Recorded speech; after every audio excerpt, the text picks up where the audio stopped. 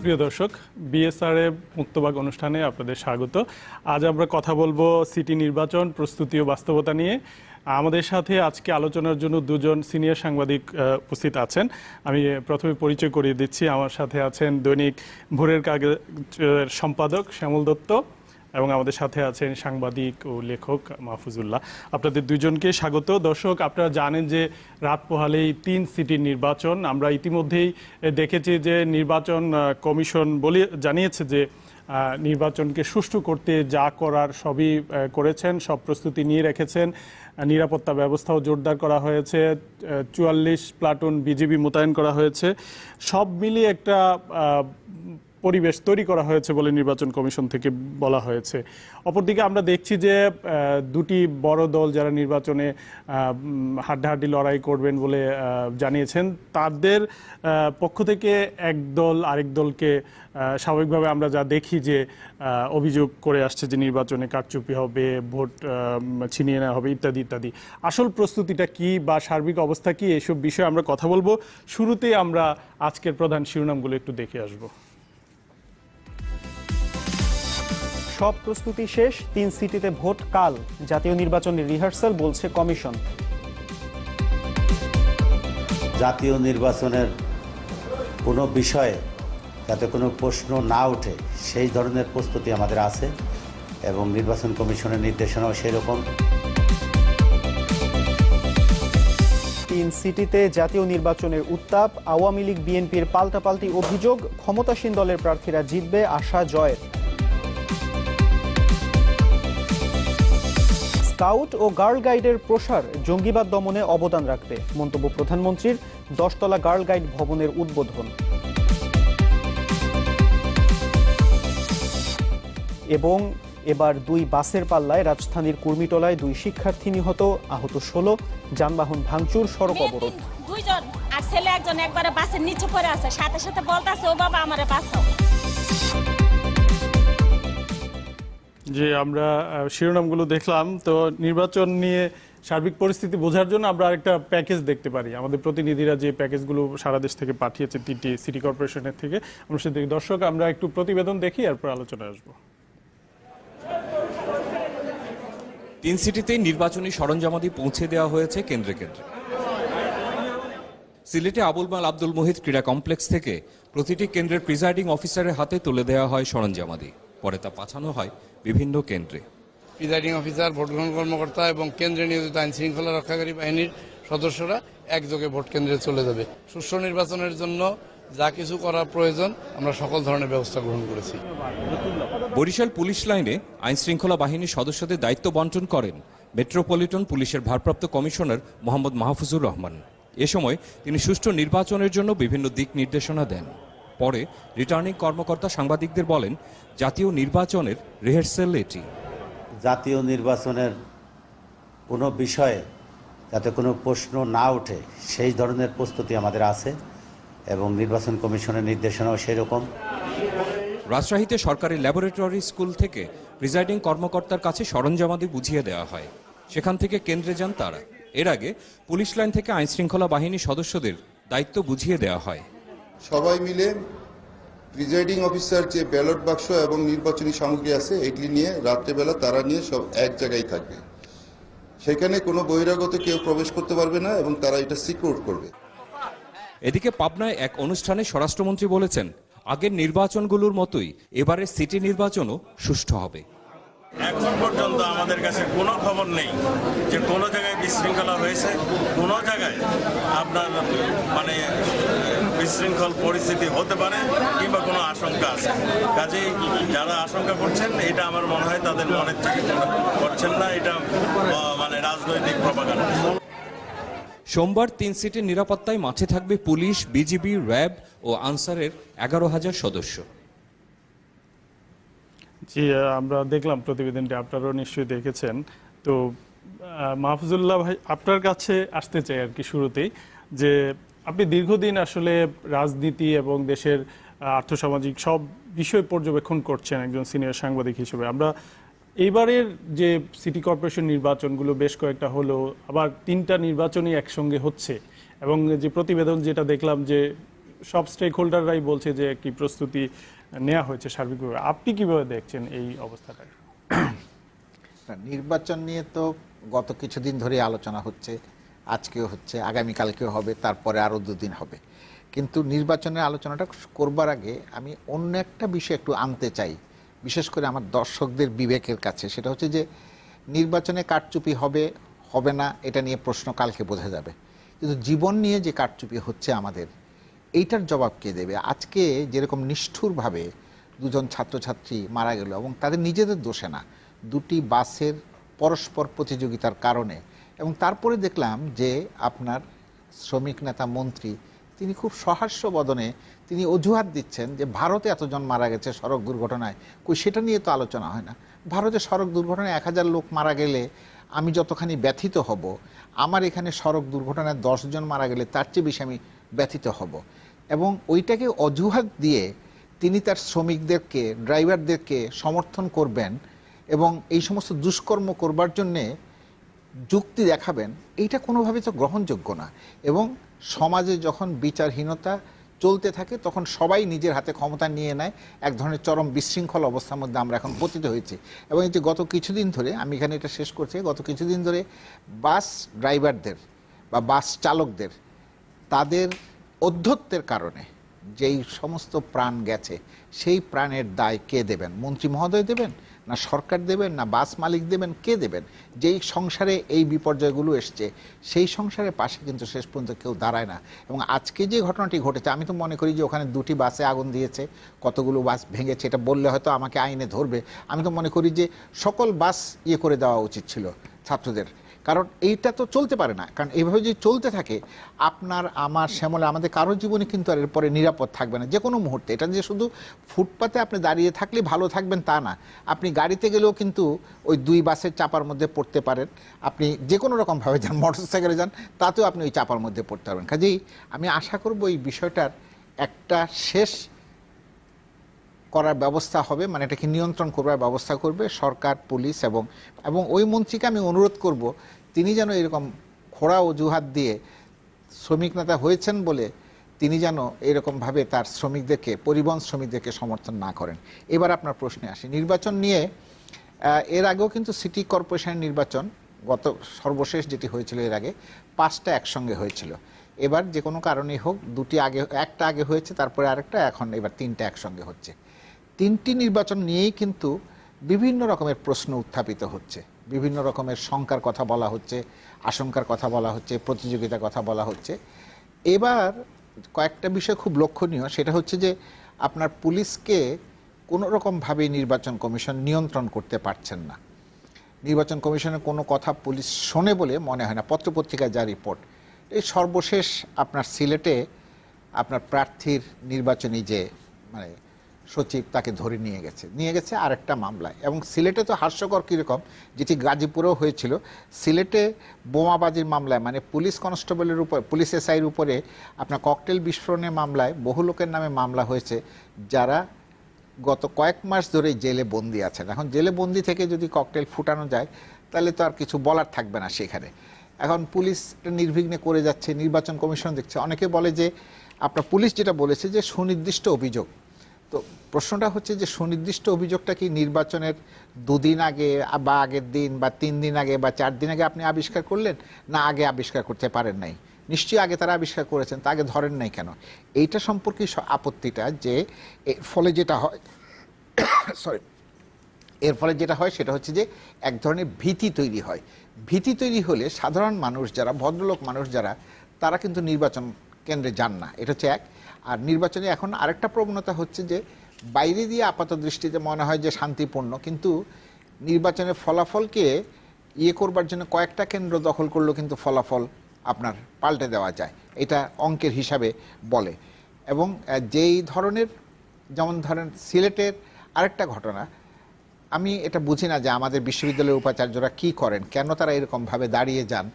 হ্যাঁ, প্রত্যেকের রাজনৈতিক বিশ্বাস আছে, আমার আছে, শ্যামলের আছে, আপনার আছে, আমাদের প্রত্যেকের রাজনৈতিক বিশ্বাস আছে, কিন্তু মানুষ আশা করবে আমরা ওইরকমভাবে ভোটের প্ল্যাটফর্মে গিয়ে দাঁড়াবো না, যেহেতু আমরা সাংবাদিকতার সঙ্গে জড়িত। ঠিক তেমনিভাবে সিলেটের বিশ্ববিদ্যালয়ের ভাইস চ্যান্সেলর দেখলাম যে আপনার নির্বাচনী প্ল্যাটফর্মে উনি বসে আছেন, বক্তৃতা দিচ্ছেন, এগুলো তো গ্রহণযোগ্য না। এর ফলে হয় কি, নির্বাচনের গ্রহণযোগ্যতা ক্ষতিগ্রস্ত হয়, ভবিষ্যতে নির্বাচন সুষ্ঠু হবে কিনা সেই সম্পর্কেও কিন্তু আশঙ্কা দেখা দেয়। জি, বিএনপি আজকে আমরা দেখেছি যে নির্বাচন কমিশনে তারা অভিযোগ দিয়েছে। তো অভিযোগগুলো তো অনেকটাই গতানুগতিক, আমরা এর আগেও দেখেছি। আপনি খেয়াল করবেন যে কুমিল্লা নির্বাচনের ক্ষেত্রেও কিন্তু এরকমই কথা বলা হয়েছিল, কিন্তু আমরা দেখেছি কিন্তু কুমিল্লাতে বিএনপি প্রার্থী বিজয়ী হয়েছে। শুনেন, অভিযোগ যে গতানুগতিক বলেন, আপনার বিরোধী দল আর সরকারি দল এই দুইয়ের অবস্থানের মধ্যে কিন্তু সবসময় পার্থক্য থাকে। ওই যে সরকারি দলের থেকে ওবায়দুল কাদের সাহেব বললেন না যে হেরে গেলে বিএনপি বলবে সেটাই আমরা তো দেখেছি যে দলই হোক। আমি ছোট্ট জবাবটা দিচ্ছি, আপনি আমাকে বলেন, আমি 1986 সালে নির্বাচনের কথা বলবো না, 1991 সালের থেকে শুরু করে এই পর্যন্ত যেসব জাতীয় নির্বাচনে আওয়ামী লীগ হেরে গেছে সেখানে কোনো নির্বাচনই সুষ্ঠু হয় নাই। যেখানে আওয়ামী লীগ জয়লাভ করেছে সেটা সুষ্ঠু হয়েছে, আবার বিএনপি যেখানে হেরে গেছে সেই নির্বাচন সুষ্ঠু হয়নি। এইটি রাজনৈতিক সংস্কৃতির একটা অংশ হয়ে দাঁড়িয়েছে আমাদের এখানে গ্রহণ। কিন্তু তারপরেও যেটা খুব গুরুত্বপূর্ণ সেটা হচ্ছে যে মোটা দাগেও যদি আপনি বিচার করেন তাহলে দেখবেন যে যেই সব নির্বাচন গ্রহণযোগ্য হয় সেগুলো নিয়ে খুব প্রাথমিকভাবে কিছু কথাবার্তা উঠলেও পরে কিন্তু সেটা থিতিয়ে যায়, কারণ মানুষ বোঝে যে আসলে নির্বাচনটা কতখানি আপনার গ্রহণযোগ্য হয়েছে বা সুষ্ঠু হয়েছে। আপনার কাছে আবার আসবো, এবার আমরা শ্যামল দত্ত আপনার কাছে আসতে চাই। মাহফুজুল্লাহ সাহেব যেটা বললেন যে নির্বাচনে এই যে বেশ কিছু অনিয়ম, অভিযোগ ইত্যাদি ইত্যাদি বলেছেন, আপনি কিভাবে দেখছেন নির্বাচনের প্রস্তুতিটাকে? আমি এই নির্বাচনটাকে আলাদা করে খণ্ডিতভাবে দেখতে চাই না। বাংলাদেশে আসলে 2008-এর যে নির্বাচনটি ডিসেম্বরে, তারপর থেকেই কিন্তু নির্বাচন নিয়ে নানা রকমের অসঙ্গতি আমরা লক্ষ্য করছি। তারপরে 2014 সালের নির্বাচন আছে, তারপর সময়ে স্থানীয় সরকার নির্বাচন। এখানে যদিও বলা হয় যে এগুলো স্থানীয় সরকার নির্বাচন, সরকার পরিবর্তনের কোনো বিষয় নেই, বিএনপি সেগুলোতে অংশ নিচ্ছে, কিন্তু এবার তো প্রতীক নিয়েই নির্বাচন হচ্ছে। বিষয়টা হচ্ছে এখন ধানের শীষ এবং নৌকার মধ্যে নির্বাচন। এবং এগুলোকে যতই বলি না কেন আপনারা সবাই ইঙ্গিত দিচ্ছেন যে এটা আসলে যদিও স্থানীয় নির্বাচন কিন্তু জাতীয় নির্বাচনের আমেজ এখানে আছে।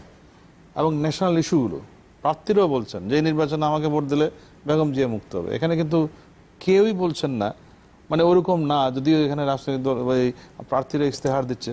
যেমন ধরুন আপনি রাজশাহীর কথাই ধরুন, বুলবুল সাহেবের ইশতেহার কিংবা লিটন সাহেবের ইশতেহার দেখে জনগণকে ভোট দিতে যাচ্ছে, জনগণ ভোট দিচ্ছে, ওই ইফেক্টটা কিন্তু ইয়েরই। কিন্তু আমরা এটাকে একটা স্থানীয় লেভেল দিয়ে জাতীয় নির্বাচনের সবকিছু আছে। এবং কি আমি দেখলাম খোদ নির্বাচনী কর্মকর্তাও বলছেন, আপনারা এখানে একটু আগে দেখলাম যে জাতীয় নির্বাচনে যাতে কোনো প্রশ্ন না ওঠে সেজন্য আমরা এই নির্বাচনটাকে এইভাবে দেখছি। সো ইলেকশন ইজ ইলেকশন, যে ইলেকশনই হবে না কেন।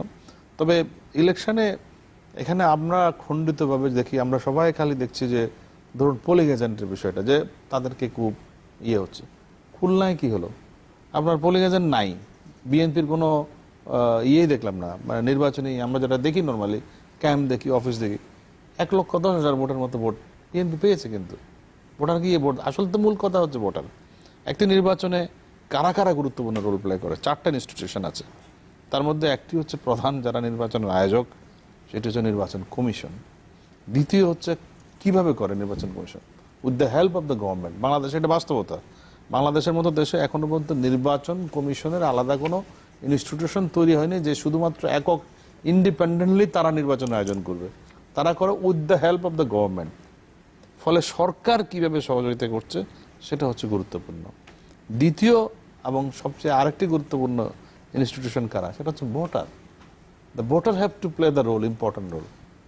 তাদেরকে ভোট দিতে যেতে হবে, ভোট দিয়ে তাদের ভোটাধিকারটাকে প্রয়োগ করতে হবে। আর সবচেয়ে গুরুত্বপূর্ণ আরেকটি ইনস্টিটিউশন, সেটা হচ্ছে পলিটিক্যাল পার্টিস। এই 4টে ইনস্টিটিউশন যদি প্রপারলি ফাংশন না করে, এখানে কোনোভাবেই আপনি সুষ্ঠু নির্বাচন করতে পারবেন না। আধুনিক কথা আসছে, এই বিষয়টাকে কিভাবে দেখছেন? যে মাহফুজুল্লাহ ভাই যেটা বললেন যে একটু ভীতিকর পরিস্থিতি, ভীতিকর তো বটেই, ভীতিকর পরিবেশ আগেও হয়েছে বাংলাদেশে। এক সময় আমরা দেখেছি না, আগের রাতেই নির্বাচন হয়ে গেছে। আগে এখানেও হচ্ছে, এখানেও আমরা দেখতে পাচ্ছি অনেকের গ্রেফতারের অভিযোগ আছে, অনেক পোলিং এজেন্টকে পাওয়া যাচ্ছে না। যেমন আজকে একটু আগে আমি বুলবুল সাহেবের বক্তব্য শুনলাম, তার 21 জন বিএনপি নেতা আমির খসরু মাহমুদ চৌধুরী বলেছেন যে গণগ্রেফতার হচ্ছে। এটা তো এক ধরনের গণগ্রেফতার ভীতি হচ্ছে, কিন্তু জনগণ তো ভোট দিতে যেতে কোনো বাধা দেওয়া হয়নি এখনো পর্যন্ত, যদি আমি কালকে সকাল পর্যন্ত দেখি। এবং ভোটিং পার্সেন্টেজ যাই হোক না কেন মোটামুটি একটা পার্সেন্টেজ। আপনার সম্প্রতি যে পাকিস্তানে ইলেকশন হলো সেখানেও 50-55% ভোট পড়েছে, বাকি 45% লোক তো মনেই করছে না তাদের ভোট দিতে যাওয়া দরকার। তো এখানেও বাংলাদেশে এখন মূল কথাটি হচ্ছে জনগণের ভোটাধিকারটা যথাযথভাবে প্রয়োগ করতে পারছে কিনা। আমি আশা করব আপনার বিগত দুটি নির্বাচন যেটি নিয়ে অনেক কিছু কিছু প্রশ্ন আছে, খুলনা এবং গাজীপুর নিয়ে, তখন আপনার মনে আছে মাহবুব তালুকদারকে দিয়ে একটা কমিটি করা হয়েছিল। আমি জানি না সেই রিপোর্টের পরিণতি কি, যে কিভাবে কি কি অনিয়ম হয়েছে, এবং তারা বলেছিলেন যে গাজীপুর খুলনা থেকে শিক্ষা নিয়ে এই তিনটি সিটি কর্পোরেশনের যাতে কোনো অনিয়ম বা কোনো রকমের অন্যায় না হয় সেগুলো তারা দেখবেন। আমরা দেখতে চাই, ইলেকশন কমিশনের কর্মকর্তাও বলছেন আর কোনো প্রশ্ন যাতে না ওটা আমরা সেইভাবে করব। লেট আস সি কালকে কি হয়। হ্যাঁ, কিছু কিছু যেটি হয়েছে ভয়ভীতি, কিছু গ্রেফতার, কিছু, বাট পাবলিক যাতে ভোট দিতে পারে, সেই পরিবেশ তৈরি করা হয়। আমরা একটা প্রশ্ন নেব, দর্শক আছেন আমাদের লাইনে আছেন। প্রিয় দর্শক, আপনার নাম বলে প্রশ্নটি করুন। বিপ্লব, আমি রাজবাড়ী থেকে বলছি। জি বলুন, আমি শুনছি। ইউরোপের মাত্র 19টি দেশে পূর্ণ গণতন্ত্র এবং নিরপেক্ষ নির্বাচন হয়ে থাকে। এর মধ্যে ভারত বা যুক্তরাষ্ট্রের নাম কিন্তু নেই। আর আমাদের নির্বাচন ব্যবস্থা অতীতের যে কোনো নির্বাচন ব্যবস্থার চেয়ে অনেক ভালো এবং উন্নত। তারপরেও চালাভাবে যে অভিযোগগুলি করা হচ্ছে তাতে আমাদের নির্বাচন ব্যবস্থা এবং গণতন্ত্রকে আরো নষ্ট করতে পারে কিনা বা এর উদ্দেশ্যমূলক কিনা, যে আমার প্রশ্ন। জি আমার মনে হয় এই যে একটা পরিবর্তন হচ্ছে কিনা, আমাদের নির্বাচন ব্যবস্থা খুব উন্নত এটা বলার কোনো আমার মনে করি না। আমার নিজেরও সেই ধরনের যথেষ্ট যুক্তি আছে, সে কথাটা আমি মনে করি না। আমাদের নির্বাচন ব্যবস্থায় অনেক ত্রুটি আছে, অনেক ধরনের সমস্যা আছে। আমরা এখনো কালো টাকার ব্যবহারকে এখানে মুক্ত করতে পারি নাই। আমরা এখনো ধর্মীয় সাম্প্রদায়িকতাকে মুক্ত করতে পারি নাই। আমরা এখনো সৎ যোগ্য প্রার্থীর বিজয়কে নিশ্চিত করতে পারি নাই। আমাদের এখানে এখনো পর্যন্ত হাইলি পলিটিক্যালি একেবারে শার্প ডিভিশনের মধ্যে যাচ্ছে। আমরা প্রার্থী দেখে করি না, আমরা মার্কা দেখে ভোট দিই। এগুলো আমাদের সমস্যা আছে। Voter education also very important. আপনি ভোটারকে বলতে হবে যে আপনি আসলে কাকে ভোট দেবেন। আমাদের এখানে অনেক ভোটার বলতে শুনি ওই লোকটা খুবই ভালো, কিন্তু তাকে ভোট দিয়ে কোনো লাভ হবে না। এই যে চিন্তাটা, তাতে কিন্তু আস্তে আস্তে রাজনীতি থেকে ভালো মানুষরা বা ভালো ক্যান্ডিডেট যারা, তারা কিন্তু এই নির্বাচনী প্রক্রিয়ার মধ্যেই যেতে চায় না, কারণ জানে যে এমন একটা প্রক্রিয়া যেটা আসলে কলুষিত করে মানুষকে। ফলে আমি কালকে দেখলাম কোন একটা অনলাইনে, আমি বলতে চাই না তার নাম, একজন লোক বলছে নির্বাচনে অংশ নিয়ে নিজেকে আর পচাতে চায় না। এই ধরনের অবস্থা মানসিকতা সাধারণ লোকজনের মেন্টালিটি তাই। যদিও আবার দেখবেন নির্বাচন করতে আগ্রহী লোকের, আমরা দেখি যে সাধারণ ভোটাররা কিন্তু বলে যে আমরা যোগ্য প্রার্থীকেই ভোট দেব, কিন্তু আমরা দেখি যে অনেক সময় সে যোগ্য প্রার্থীকে আসলে বাছাই করতে পারে। আমি একটা উদাহরণ দিয়ে বলি যে বরিশালে যে ডক্টর মনীষা চক্রবর্তী দাঁড়িয়েছেন, এই ভদ্রমহিলার আমি যে ব্যাকগ্রাউন্ডটা পড়লাম, আমার ব্যক্তিগতভাবে তার সঙ্গে পরিচয় নেই বা তার সঙ্গে আমার কোনোদিন কথাও হয়নি বা জানিও না, কিন্তু যেটা আমি পত্রিকায় পড়লাম যে পেশায় একজন চিকিৎসক, সর্বক্ষণ সাধারণ মানুষ নিয়ে কাজ করেন, সবই ঠিক আছে, সবচেয়ে ভালো প্রার্থী সে, কিন্তু ভোটার সময় দেখবেন আমাদের ভোটাররা কিন্তু তাকে ভোট দিবে না। দেখেছি আমরা একজন নির্মল সেন বাংলাদেশের রাজনীতিতে যে পরিমাণ গুরুত্বপূর্ণ ব্যক্তি, তার অবস্থান, তার বক্তব্য, তার রাজনীতি নিয়ে, কিন্তু জীবনে তো কোনোদিন তিনি নির্বাচিত হয়ে আসতে পারেননি বা পারেনও না। নির্বাচন করেছেন তিনি, আমার মনে আছে 91 ইলেকশনে আমি তার ইলেকশন দেখতে গিয়েছিলাম যে গোপালগঞ্জে, একটা মাত্র ব্যানার পুরো গোপালগঞ্জ জুড়ে, কিন্তু নির্মলদার মতো এরকম such a veteran politicians, so they don't bother about তারা। এটা আসলে এই পরিবর্তনটা হচ্ছে না কেন? আমাদের কি ভোটারদের মান ওই যে ভোটার এডুকেশন, ভোটারদের মান, নির্বাচনী ব্যবস্থা, কালো টাকা, এদের কাছে হার মেনে যাচ্ছে আমরা। এটি সামগ্রিকভাবে, এর একটা আমাদেরকে দোষ দিব কেন? খোদ যে সমস্ত উন্নত দেশের কথা আমরা বলি, মার্কিন যুক্তরাষ্ট্রে কত বিলিয়ন ডলার খরচ করা হয় একটা নির্বাচনে। সাধারণ অনেক বিতর্ক আছে ওদের নির্বাচন নিয়ে, অনেক আলোচনা সমালোচনা হচ্ছে, বিতর্ক আছে। আমরা এই আলোচনায় ফিরবো, একটা ছোট বিরতি নেব। প্রিয় দর্শক, বিএসআর মুক্তবাকের এই পর্যায়ে একটা বিরতি নিচ্ছে, আমাদের সাথেই থাকুন।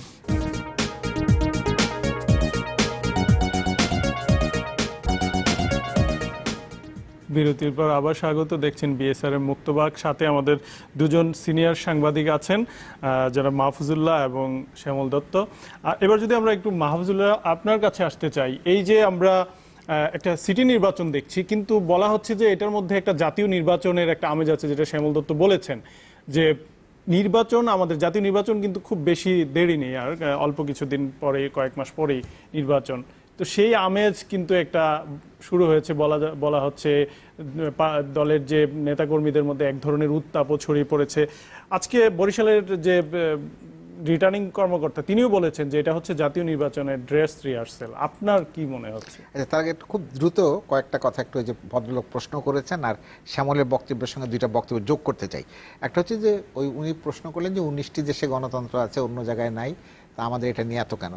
আজকে সারা পৃথিবী যদি আপনি দেখেন, গণতন্ত্রের যে সনাতনী সংজ্ঞা ছিল, সেই সনাতনী সংজ্ঞা থেকে কিন্তু গণতন্ত্র পিছু হটছে।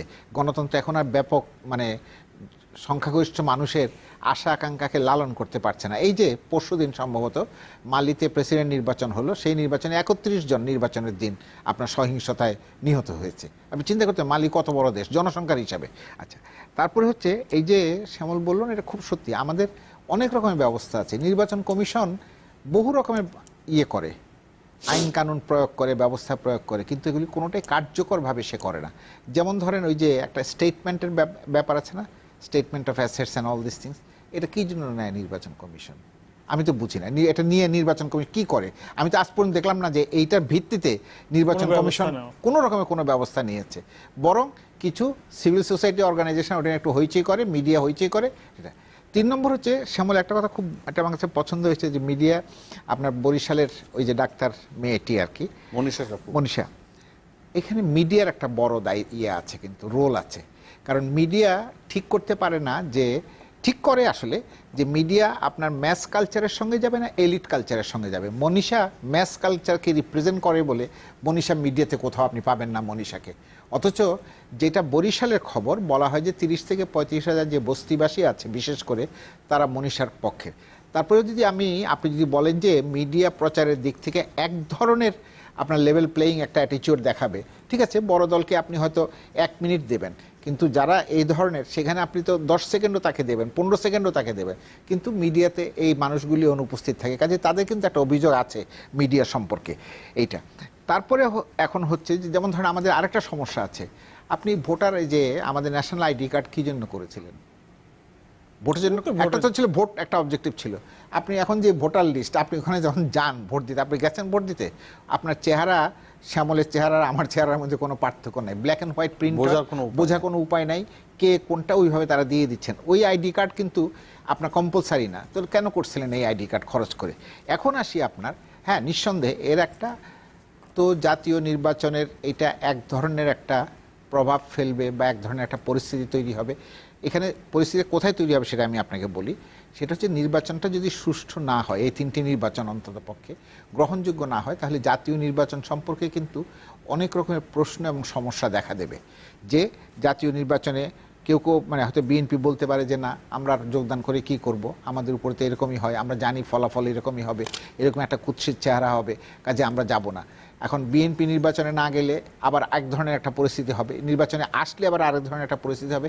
কাজেই রাজনৈতিক যে সমীকরণটা, এটা কিন্তু খুব সহজ না। এটা তো ধরেন যে আমাদের সংস্কৃতি হয়ে যাচ্ছে, দোষাদোষীর যে ব্যাপারটা আপনি যেটা আগেও বললেন, যে দোষের কথা যে দল জিতে আর প্রতিপক্ষ বলে যে আমি যেটা বলছি যে সেটা তো দলগুলো বলবে, কিন্তু এমনি যদি সার্বিকভাবে এই যে ভালো হয়, তাহলে মিডিয়া সাধারণ মানুষের প্রশ্নের জবাবে আপনি যেটা বলছিলেন, এই যে বিভিন্ন দেশে খুনাখুনি, এই জিনিসটি তো কমে এসেছে আমাদের নির্বাচন। আমি বললাম তো যে নির্বাচন যদি গ্রহণযোগ্য হয়, মানুষ যে ভোট দিয়েছে সেই ভোটের প্রতিফলন যদি ঘটে ফলাফলের মধ্যে, সেটা কিন্তু শেষ পর্যন্ত মানুষ মেনে নেয়, সেটা নিয়ে আর খুব বেশি বড় রকমের আপত্তি উত্থাপিত হয় না। রাজনৈতিক দলগুলোর কতগুলো কর্মকাণ্ড আছে, এর মধ্যে একটা আছে বিবৃতি তাদেরকে দিতে হবে। এটা নিয়ে আমার মনে হয় না যে খুব একটা আলোচনা করে আপনি কোনো জায়গায় পৌঁছাতে পারবেন। কিন্তু নির্বাচনটা ঠিক হয়েছে কিনা এটা তো মিডিয়া দেখবে, জনগণ দেখবে, প্রত্যক্ষদর্শীরা দেখবেন, পর্যবেক্ষকরা দেখবেন। দেখলেই এটা জিনিসটা বোঝা যাবে, যে এটা কালকে বিকালই তো বোঝা যাবে, বেশি দুপুর পর্যন্তই বোঝা যাবে যে আসলে নির্বাচনটা ঠিক হচ্ছে এইটা। আর এইটা যদি ক্ষতিগ্রস্ত হয়, তাহলে জাতীয় নির্বাচনের জন্য সময় কিন্তু আরো অনেক জটিলতা তৈরি হবে। জি, আমাদের আরেকজন দর্শক আছে, আমরা তার প্রশ্নটি নেব। প্রিয় দর্শক, নাম বলে প্রশ্নটি করুন। আসসালামু আলাইকুম, আমি শেখ মাইনুদ্দিন রাউজান, চট্টগ্রাম থেকে। শ্রদ্ধেয় শ্যামল দাস, আমার প্রশ্নটা হচ্ছে আমার ভোট আমি দেবো, যাকে খুশি তাকে দেবো, এই জিনিসটা এতদিন ছিল। কিন্তু আসলে বর্তমান রাষ্ট্রের অগ্রগতির জন্য আমার ভোট আমি দেবো, যোগ্য যিনি তাকে দেবো, এই সেন্স থেকে, এই মন মানসিকতা থেকে কি আমরা ভোট দিতে পারি না? ধন্যবাদ। জি, আমরা এগুলোই আলাপ করছিলাম। জি, আপনি বলেন। আচ্ছা, হ্যাঁ, প্রশ্নটা শ্যামলের বোধহয়, সম্ভবত শ্যামলের এলাকার লোক না। ওই যে যোগ্য প্রার্থী, এইটাও কিন্তু একটা আপেক্ষিক বিষয়।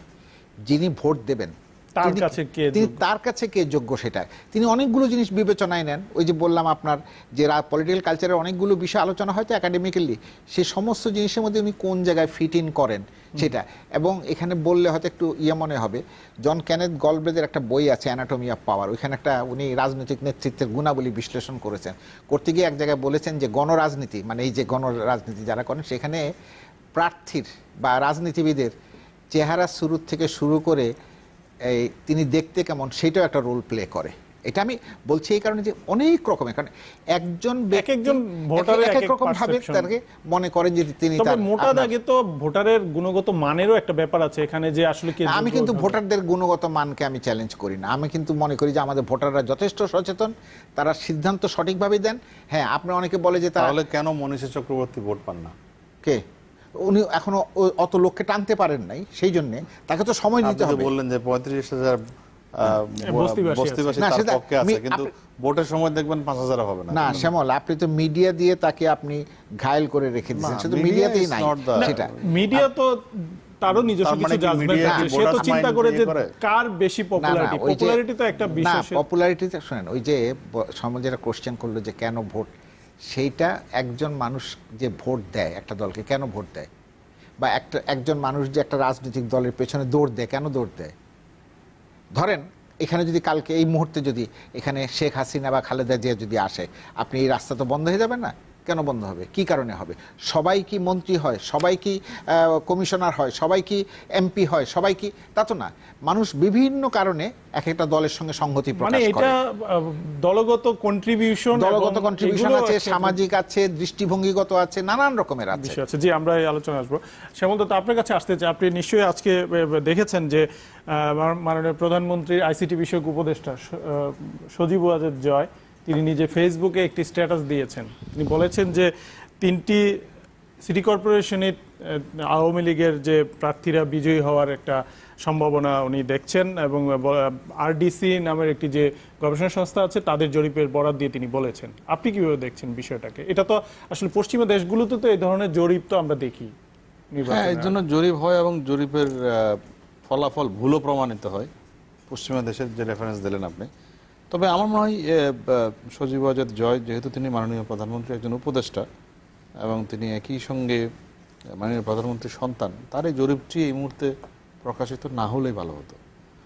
তবে তিনি তার জরিপের মধ্যে কিছু প্রশ্নবোধক চিহ্ন দিয়ে দিয়েছেন যে এটি 1 মাস ধরে করা জরিপ। দ্বিতীয়ত, এখানে হচ্ছে কিছু ইঙ্গিত আছে, কিন্তু আপনি খেয়াল করবেন যে রাজশাহী এবং বরিশালে বলা হচ্ছে যে বিজয়টা যতখানি নিশ্চিত, সিলেটে ততখানি চ্যালেঞ্জিং হবে। তো সেখানে এটা এই ধরনের জরিপ নিয়ে নানা রকম মন্তব্য থাকে। এখানে বলতে পারবো না আমি এক্স্যাক্টলি তিনি তার যে সংস্থা দিয়ে জরিপ করিয়েছেন, হয়তো সেটা ঠিকও হতে পারে, সেটা বেঠিকও হতে পারে। তবে এর একটা রাজনৈতিক কিন্তু একটা থাকে, আবার এগুলোর কতগুলো ইমপ্লিকেশন থাকে, ভোটার্স মাইন্ডেও কিছু এগুলোর রিফ্লেকশন হয়। কৌশল কিনা, যে রাজনৈতিক এক ধরনের কৌশল কিনা? কৌশল আমি ঠিক বলবো না। কৌশল হিসেবে আমি এটাকে খুব একটা ভালো কৌশল হিসেবে দেখবো না আমি, এই কারণ ভোটার তো ভোট দিতে যাবে অনেক কিছু বিবেচনা করে। যেমন একটু আগে মাহফুজে বলছিলেন যে এই নির্বাচনগুলোর উপরে জাতীয় নির্বাচনের অনেকখানি নেবে। আমি এটা মনে করি না। এই কারণেই ধরুন এর আগে তো 5টা সিটি কর্পোরেশনে বিএনপি জিতেছিল, কিন্তু জাতীয় নির্বাচনে তারা তো অংশ নেয় নাই। এক। দ্বিতীয়ত, জাতীয় নির্বাচনের জন্য কতগুলো আলাদা বাস্তবতা তৈরি হয়ে গেছে বাংলাদেশে। বিএনপির অলরেডি ধরেন মানে অত্যন্ত যারা পলিসি মেকার, তারা অলরেডি 3টি দাবি দিয়ে রেখেছেন। একটা হচ্ছে বেগম খালেদা জিয়ার মুক্তি না হলে তারা নির্বাচনে যাবেন না। ফলে এই নির্বাচন যতই ভালো হোক তার সঙ্গে এটার কোনো সম্পর্ক নেই। সেকেন্ড বিষয়টা হচ্ছে এই সরকারের অধীনে তারা কোনো নির্বাচনে যাবে না। আচ্ছা, থার্ড আরেকটা গুরুত্বপূর্ণ বিষয়, সেটি হচ্ছে এই সংসদ ভেঙে দিতে হবে নির্বাচনের আগে। ফলে এই সাথে কিন্তু এই নির্বাচনের ভালো হওয়া খারাপ হওয়া এটা কোনো সম্পর্কিত না, এটা শর্তগুলো ভিন্ন, ডিফারেন্ট রিয়ালিটি। সো এখানে নির্বাচনটা এখন ধরুন আমি মাহফুজ ভাই কিংবা আমরা যারা সাংবাদিকতা করি বা সাধারণ পাবলিকের মধ্যে কি পারসেপশনটা তৈরি হয়ে আছে কালকে নির্বাচন নিয়ে, যে it will be the same election as what happened in Khulna and Gazipur. But আমি যেটা মনে করতে চাই যে নির্বাচন কমিশন যে বিষয়টি আমাদেরকে বলেছে যে তারা গাজীপুর এবং খুলনার পুনরাবৃত্তি করবে না এখানে, আমি সেটার উপর জোর দিতে চাই। Let us see what's they do কালকে। এবং সেখানে প্রধান ব্যাপারটা কি, এই যে হ্যাঁ কিছু কিছু গ্রেফতার আছে, কিছু কিছু ভয়ভীতি আছে, এগুলো কোন সময় ছিল না, বাংলাদেশে কোন নির্বাচনে ছিল না, কিন্তু তার মধ্যেও কি জনগণ তার স্বতঃস্ফূর্ত রায় প্রয়োগ করেনি? যেমন আমি এই যে কালকে যে বুলবুল সাহেব বললেন যে রাজশাহীর যে কাফনের কাপড় মাথায় দিয়ে সবাই ভোট দিতে আসবেন, কিংবা আরেকটি কথা বলেছেন যে যদি জনগণ তার ভোটাধিকার প্রয়োগ করতে না পারে নির্বাচন কমিশনের বিল্ডিং এর ইট থাকবে কিনা সন্দেহ আছে। আমি এটাকে আমি কিন্তু পজিটিভলি দেখতে চাই একদিক থেকে। সেটা হচ্ছে যে আপনি আপনার দলীয় কর্মী, ভোটার, সমর্থক যা আছে তাদেরকে বলছেন যে আপনি you should take the whole thing seriously. আমি আপনাকে একটা ছোট উদাহরণ দিই। খুলনায় যখন ভোট হয়, আমি নির্বাচনের কাউন্টিং যখন শুরু হয়েছে, I was curiously waiting to see what's happening. আমি দেখলাম না মঞ্জু সাহেবকে একবারও যেখানে ভোট কাউন্ট হচ্ছে ওখানে একবার যেতে সন্ধ্যা বিকেলের পর থেকে। অথচ আমরা এরকমও দেখেছি ভোট কেন্দ্র পাহারা দিয়ে রেজাল্ট বের করে নিয়ে আসতে। আপনি খেয়াল করবেন, আপনি হয়তো এখন মনে আছে কিনা জানি না, আমি খুব মনোযোগ দিয়ে দেখছিলাম যে বিকেল 5টার পর যখন ভোট গণনা শেষ হয়ে গেল, তারপর থেকে বিএনপির কোনো নেতাকর্মী ইয়েতেই যায়নি, মানে কাউন্টিং সেন্টারে যায়নি। সেটাই। এবং আপনি খেয়াল করবেন প্রথম 2-3টে সেন্টারের রেজাল্টে বিএনপি বরং এগিয়ে ছিল, যদিও ওই যে দুটো কেন্দ্রে মাত্র হয়েছিল ইলেকট্রনিক ভোটিং মেশিন, সেখানে তালুকদার আব্দুল খালেক দুটো যোগ করলে একটাতে খালেক জিতেছে, একটাতে মঞ্জু জিতেছে। But I am not seeing that spirit what Bulbul সাহেব যেটা বললেন যে আমরা প্রয়োজনে মাটি কামড়ে আঁকড়ে পড়ে থাকবো, that should be the spirit, that should be the spirit of A candidate. এটাই ইম্পর্টেন্ট। আমরা আরেকজন দর্শক আছেন, আমরা প্রশ্নটি নিয়ে নিই। প্রিয় দর্শক, আপনার নাম বলে প্রশ্নটি করুন। আমার নাম নুরুল ইসলাম, টাঙ্গাইল থেকে বলছি। জি বলেন। আমার প্রশ্নটা হচ্ছে শ্যামলদাকে আমি অত্যন্ত রেসপেক্ট করি, উনি অত্যন্ত বিচক্ষণ ব্যক্তি। ওনার কাছে একটা প্রশ্নই আমার, এই যে সুষ্ঠু ভোটের অন্তরায় একটি জিনিস, সেটা হচ্ছে গিয়া ওই গ্রামগঞ্জে এলাকায় বিরোধী দল তো হাজার হাজার লোক বিএনপির এখনো কারাগারে, এবং অনেক লোক তারা মানে পালিয়ে বেড়াচ্ছে। এখন 2-4 জন যাও আছে এলাকায় ভোটারদেরকে সংঘবদ্ধ করে ভোট কেন্দ্রে নিয়ে যাওয়ার জন্য, ওই নির্বাচনের 2-1 দিন আগে দেখা যায় 2-4 জন লোক যদি অ্যারেস্ট হয় ওই এরিয়াতে, তাহলে বিএনপির নেতা এবং কর্মী যারা আছে তাদের ওয়াইফ, তাদের মা বাবারা বা তাদের পারিবারিক চাপে তারাও ভোট কেন্দ্রে যেতে পায় না। যার কারণে বিএনপি সমর্থিত ভোটারগুলো ভোট দিতে যদি কেন্দ্রে যেতে সাহস না পায়, তাহলে কিভাবে এটা সুষ্ঠু নির্বাচন আমি বুঝে উঠতে পারি না। জি, আপনাকে ধন্যবাদ। আমি প্রথমত মিস্টার সাহেবকে ধন্যবাদ জানাচ্ছি টাঙ্গাইলের। আমি মোটেই বিচক্ষণ ব্যক্তি নই, আমরা গণমাধ্যমে কাজ করি, যে কারণে অনেক কিছুর সঙ্গে যুক্ত থাকতে হয়, হয়তো সে কারণেই মানুষ মনে করে বিচক্ষণ, আসলে তা না। আর দ্বিতীয়ত যে প্রশ্নটি উনি করলেন সেটি হচ্ছে যে হ্যাঁ, এই মুহূর্তে বিএনপির বড় সংখ্যক নেতাকর্মীরা জেলখানায় আছে, কেউ নানা মামলার আসামি, নানা ধরনের আইনি প্রক্রিয়ার মধ্যে আছে। এটা বাস্তবতা, দিস ইজ এ রিয়ালিটি। এটা মেনেই তো বিএনপি নির্বাচনে যাচ্ছে। বিএনপি যে এই যে স্থানীয় সরকার নির্বাচনে যাচ্ছে, তারা জানে যে তাদের অধিকাংশ নেতা কর্মীদের বিরুদ্ধে মামলা, এবং এই যে ধরুন এই যে 5টি সিটি কর্পোরেশনে এর আগে যে মেয়ররা ছিলেন, ধরুন আরিফুল হক সাহেব অত্যন্ত সজ্জন মানুষ, বাট তিনি এই 5 বছরের মধ্যে 2.5 বছরে জেলে ছিলেন। এটা জেনেও তিনি আবার কিন্তু ইলেকশন করতেছেন। বুলবুল সাহেবেরও একই অবস্থা, তিনি অধিকাংশ কাজ হয়তো করতে পারেন না মেয়র থাকাকালে, কারণ সরকার ছিল অন্য দলের। এটা জেনে তিনি আবার নির্বাচনে এসছেন এবং দল তাকে মনোনয়ন দিয়েছে। ফলে আপনাকে এটা মেনেই নির্বাচনটি করতে হচ্ছে। আর বিএনপি একটা লম্বা সময় এমন একটা রাজনীতি করেছে যে রাজনীতির কিছুটা ফলভোগ তাদেরকে করতে হচ্ছে। এই যে ধরুন 2013, 14, 15-তে যে সময়টাতে যে রাজনীতিটা তারা করেছে, এখন কেন তারা রাজনীতিটা করছে না? কারণ তারা করছে না, তারা এটা মনে করে যে তাদের ওই রাজনীতিটা ভুল ছিল, ফলে সেই ভুলের রাজনীতির খেসারত তাদেরকে কিছুটা দিতে হচ্ছে। এই যে হাজার হাজার নেতাকর্মীর বিরুদ্ধে মামলাটা তো কখনোই হতো না যদি 13, 14, 15 রাজনীতিটা না হতো। এখন এই রিয়েলিটি মেনেই তারা ইলেকশনে যাচ্ছে এবং আগামীতেও তারা নির্বাচনে যে যাবে বলছে, তার মধ্যে এটাও একটা দাবি কিন্তু আছে তাদের, সেটি হচ্ছে যে দলীয় নেতাকর্মীদের মামলাগুলো প্রত্যাহার করতে হবে। কিন্তু সেটার জন্য কি করতে হবে? সরকারের সঙ্গে একটা আলোচনা করতে হবে। এই সংস্কৃতি তো মানে এটা চলছে আসলে না, এই সংস্কৃতি চলছে, এবার একটু বেশি আছে এবং বেশির জন্য নানা রাজনৈতিক ঘটনা প্রবাহ দায়ী। সেটা ধরুন আমি একটা কর্মসূচি দিলাম যে নির্বাচন আমি প্রতিহত করব, নির্বাচন বর্জন না, কিন্তু বর্জন করার রাইট সবার আছে, কিন্তু আপনি কি করলেন? আপনি বললেন যে কোনো মূল্যে আমি নির্বাচন প্রতিহত করব, এবং তার রেজাল্ট কি হলো? নির্বাচনের একদিনেই শুধু আমি অন্য ঘটনাগুলো বাদই দিলাম, 2014 সালের 5ই মে একদিনেই কি হলো? আপনি একজন সহকারী প্রিসাইডিং অফিসার সহ আপনি 19 জন লোক মারা গেল।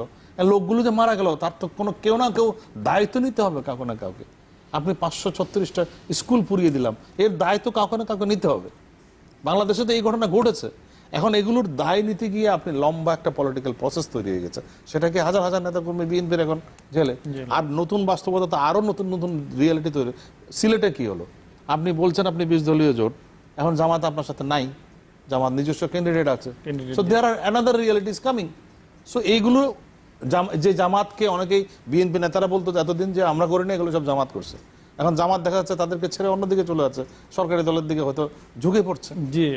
এই বাস্তবতার মধ্যেই নতুন নতুন রিয়েলিটি তৈরি হচ্ছে। মাহফুজুল্লাহ, শ্যামল দত্ত যেটা বলছিলেন যে এটা হচ্ছে রিয়েলিটি, যে এটা অনেক ক্ষেত্রে তাদের নিজস্ব রাজনৈতিক কর্মকাণ্ডেরই ফল যে তারা জেলে থাকছে, তাদের বেশি মামলা। এইটাকে আপনি কিভাবে দেখছেন? সব বুঝলাম, যদি শ্যামলের বক্তব্য আমি গ্রহণও করি, তারপরেও যে প্রশ্নটা থেকে যায় যে হ্যাঁ ঠিক আছে, 2014 সালে আমি অপরাধ করেছি, তার জন্য তো আপনি 87,000 বিএনপি কর্মীকে জেলে পুরে রেখেছেন। তো এখন এসে আপনি মিথ্যা মামলা দিচ্ছেন কেন? এখন এসে সাজানো মামলা দিচ্ছেন কেন নির্বাচনের আগে? সেটার জবাব দেখ সরকার। এইটার আমি পেছনেটা বাদই দিলাম তর্কের খাতিরে, যে আমি ঠিক আছে ওইটা তারা তাদের কর্মের ফল ভোগ করছে, যেটা শ্যামল বললেন, ঠিক আছে মেনে নিলাম। এবং আপনি গত 2 বছরে বিএনপি এমন কি হিংসাত্মক কর্মকাণ্ড করেছে, যে হিংসাত্মক কর্মকাণ্ডের জন্য আপনি বিএনপিকে কোনো স্পেস দেবেন না, মিনিমাম ডেমোক্রেটিক স্পেস দেবেন না তার সভা সমিতি সমাবেশ কোনো কিছু করবার জন্যে। এইটা তো হয় না। এইটা হয় না বলেই আমি সেজন্য বলেছিলাম যে আগামী জাতীয় নির্বাচন সংকটাপন্ন হয়ে যেতে পারে যদি যেই প্রবণতা আছে বা যেই চিন্তাভাবনা আছে এই চিন্তাভাবনা চলতে থাকে। এবং তার সঙ্গে আরেকটা চিন্তাভাবনা খুব বিপজ্জনক, সেটা হচ্ছে যে সরকারি দলের পক্ষ থেকে এক ধরনের ভীতি ছড়ানো হচ্ছে যে নির্বাচন হলে আওয়ামী লীগ হেরে গেলে রক্তগঙ্গা হয়ে যাবে, লাশের পাহাড় তৈরি হবে। এগুলো হচ্ছে ভীতি প্রয়োগ করা। এগুলি ভীতি প্রয়োগ করা হচ্ছে যে তাদের নিজেদের মধ্যে তারা আরও বেশি অনেক বেশি হিংসাশ্রয়ী উঠবেন। আমার কথা হচ্ছে যে আজকের এই নির্বাচনগুলোতে আমরা দেখলাম গত 2টি নির্বাচনে এবং এই 3টি নির্বাচনে নতুন করে মামলা তৈরি করা হচ্ছে। এবং কীরকম এগুলি পাকিস্তান আমলে দেখেছি, ঢাকা বিশ্ববিদ্যালয় থেকে ছাত্র ধরে নিয়ে আপনার টঙ্গীতে ছেড়ে দিত পুলিশ। তো তখন টঙ্গী থেকে ঢাকায় ফেরত আসা খুব কষ্টকর ছিল, ট্রেন একটা ছিল, বাস এরকমভাবে ছিল না, আমাদের অনেক এরকম করে হেঁটে ওখান থেকে ইয়ে করে হেঁটে আসতে হইতো। এখন আপনি এক জায়গা থেকে ধরে আরেক জায়গায় নিয়ে ওখানে শো অ্যারেস্ট দেখাচ্ছেন, অন্যখানে গ্রেফতার দেখাচ্ছেন, গাড়ি পড়ে নাই আপনি বলছেন গাড়ি পুড়িয়েছে আপনার। তো এই যে মিথ্যা মামলা তৈরি, জেলে আছেন আপনি মামলা দিয়ে দিচ্ছেন। আপনি যিনি একজন সদস্য সচিব নির্বাচন পরিচালনা কমিটির, তাকেও আপনি রেহাই দিচ্ছেন না, তাকে ধরে নিয়ে যাচ্ছেন কখন? ঠিক নির্বাচনের 2 দিন আগে। যার ফলে এই যে ভীতি যখন তৈরি হয় না, ভীতি তৈরি হলে সাধারণ মানুষরা ভোট দিতে আসে না। ভোট দিতে আসে যখন মাস্তানির সঙ্গে যারা জড়িত তারা আসে ভোট দিতে।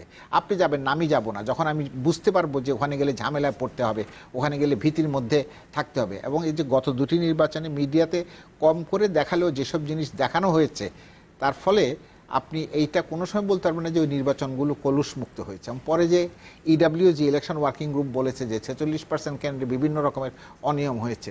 তো 46% কেন্দ্রে যদি অনিয়ম হয়ে থাকে তো তাহলে তো নির্বাচন সুষ্ঠু হয়নি। আর নির্বাচন কমিশন এর আমি কোনো কিছু বুঝি না। খুলনা নির্বাচন অর্ধেক হয়ে গেল, অর্ধেকের পরে ওনারা বলে দিলেন নির্বাচন সুষ্ঠু হয়েছে 12টার সময়, তখনও নির্বাচনের 4 ঘন্টা বাকি। কি করে বললেন, তারা কোন ভিত্তিতে বললেন? আপনার অভিযোগ উঠেছে মানে রিটার্নিং অফিসার সম্পর্কে, এখান থেকে আবার আরেকজন পাঠিয়ে দিলেন তার উপরে খবরদারি করবার জন্য, যেটা নির্বাচন কমিশনের ইতিহাসে কোনোদিন ঘটে নাই।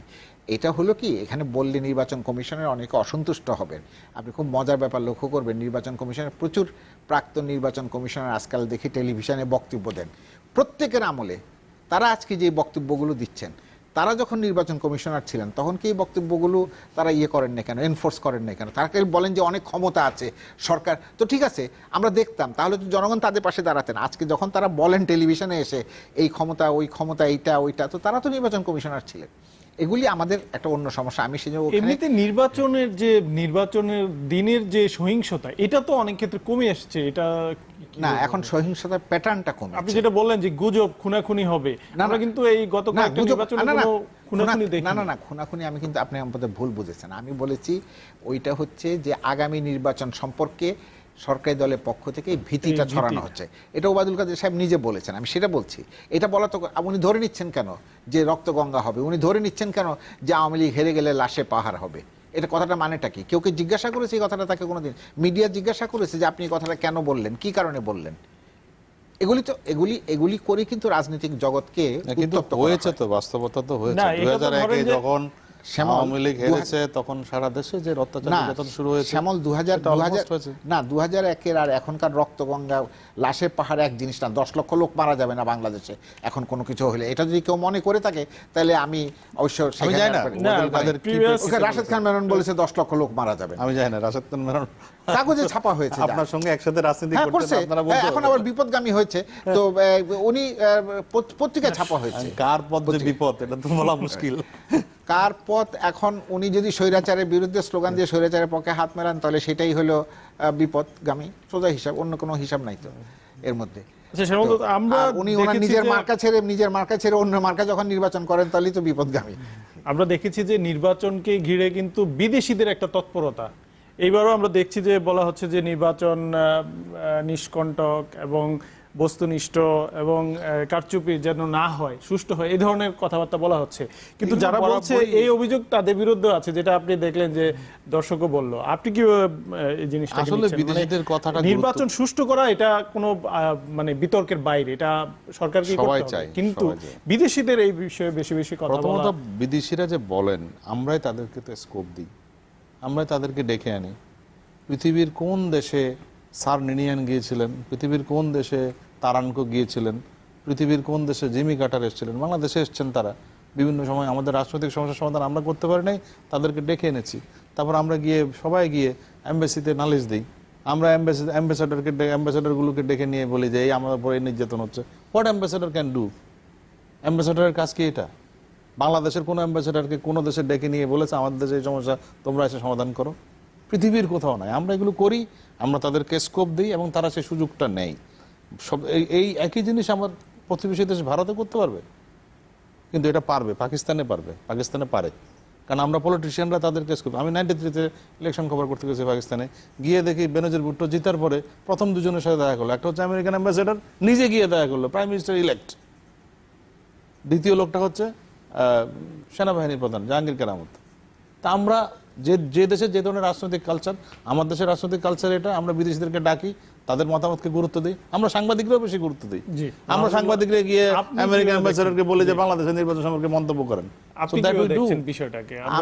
আমি মনে করি যে আজকের যে যুগ, বিশ্বায়নের যে যুগ, এই যুগে এইসব বিষয় নিয়ে খুব বেশি উদ্বিগ্ন হওয়ার বা এইসব বিষয় নিয়ে খুব বেশি উৎকণ্ঠিত হওয়ার কিছু নাই। এটা হবে, ঘটছেই, সারা পৃথিবীতে এগুলো কিন্তু ঘটে। কারণ যে আপনার উন্নয়নের অংশীদার, যার সঙ্গে আপনার সম্পর্ক আছে, সে এখানে কথা বলবে। কারণ আপনি যখন আপনার রোহিঙ্গাদের পাশে যখন অ্যামনেস্টি ইন্টারন্যাশনাল দাঁড়ায় তখন খুব ভালো লাগে। আবার যখন আপনি হিউম্যান রাইটস ভায়োলেশনের কথা অ্যামনেস্টি ইন্টারন্যাশনাল বলে তখন ভালো লাগে। ইন্টারন্যাশনাল ইস্যু না, হিউম্যান রাইটস যে কোনো দেশে, শ্যামল, যে কোনো দেশে হিউম্যান রাইটস ভায়োলেশনও ইন্টারন্যাশনাল ইস্যু, আপনি খুব ভালো করে জানেন। এটা তো মানে অ্যামনেস্টি ঠিক আছে, কিন্তু আমরা অ্যামনেস্টির কথা বলছি, উনি বলছেন দূতাবাসের কথা বলছি। অ্যামনেস্টি বিভিন্ন দূতাবাস, তারা watchdog of the human rights, তারা মন্তব্য দিতে পারে। বিভিন্ন দূতাবাস এই কাজগুলো সবসময় করে আসছে, করে। এখন এটা নির্ভর করবে যে আপনি কিভাবে পুরো বিষয়টাকে হ্যান্ডেল করেন। আপনাকে তাহলে মানে বিদেশ থেকে সেটা আসলে কতটুকু মানে কমপ্লায়েন্ট একটা নির্বাচন হবে, এটাই হচ্ছে সবার চাওয়া। এটা আসলে কারো কথা শুনে বা না শুনে এই বিষয়টা। তবে আমি একটা জিনিস বলে যাচ্ছি, মাঝে একটা মিনিট যদি যে এই যে বিদেশিদের তৎপরতা কিন্তু আগের মতো নাই। জি, আপনি যদি আগের সময় দেখেন, নির্বাচনের বাকি আর 6 মাসও নেই। সালের নির্বাচনের আগে ভারতের পররাষ্ট্র সচিব সুজাতা সিং এসে এখানে এরশাদকে নির্দেশ দিয়ে গেছিলেন নির্বাচনে অংশগ্রহণ করার জন্য। বিদেশিদের যে দৌরাত্ম্য এবং তাদের যে প্রেসক্রিপশন, এই সংস্কৃতি থেকে মনে হয় যে আমাদের বের হওয়া দরকার। আপনাদের দুইজনকে বলতে পারি, কিন্তু এই সংস্কৃতিকে খুব সহজে আপনি অসংখ্য ধন্যবাদ। নির্বাচন নিয়ে কথা বললেন এবং আমরা রাত পোহালেই একটি নির্বাচন দেখতে পারবো। আমরা আশা করব যে একটি সুষ্ঠু সুন্দর নির্বাচন হবে। আপনাদের অসংখ্য ধন্যবাদ প্রিয় দর্শক। শেষ করব বিএসআর মুক্তবাক। দেখা হবে আগামী পর্বে অন্য অতিথির সাথে। সে পর্যন্ত ভালো থাকুন, সুস্থ থাকুন।